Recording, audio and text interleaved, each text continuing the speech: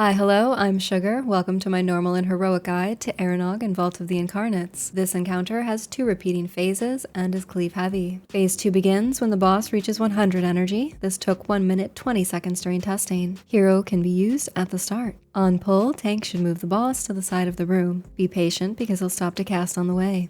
It's important for the raid to stay nearest the boss during the fight because of Flamerift. This ability targets several players with a 4-yard orange fire circle that upon expiration drops a lava flow pool. These need to be grouped in the same area because Flamescale Tarasek adds will spawn from them and fixate random players with kill order until defeated. Having them grouped up makes them easier to control with CC and nuke down. I suggest putting these pools behind the boss while the tanks move him slightly forward, giving the raid room to dodge other mechanics. Multiple sets of these occur during phase 1. Try to keep them together since adds will spawn from all of them until the phase resets. While that's happening, tanks will be gaining stacks of Burning Wound, causing every melee attack from the boss to deal fire damage every second for 14 seconds. Swapping around 2 to 4 stacks should keep the damage manageable. The dodge mechanic for this fight is Molten Cleave, a frontal cone. The closer you are to the boss, the easier it is to dodge. Next, the raid faces Incinerating Roar, a frequent cast that deals a burst of damage to all players and leaves behind a 28-second stacking dot. Later roars in this phase will hit harder because of those stacks. Healers may want to use a CD to top off the raid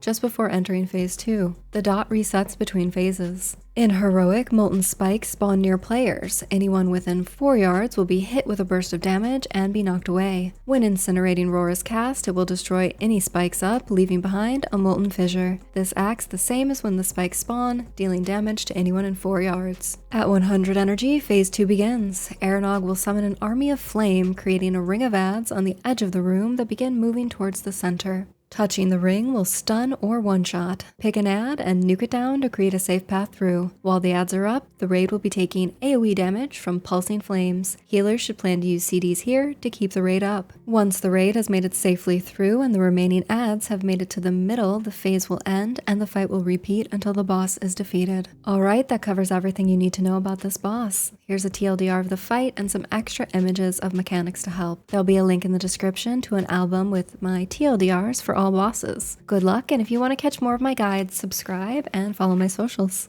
Okay, bye!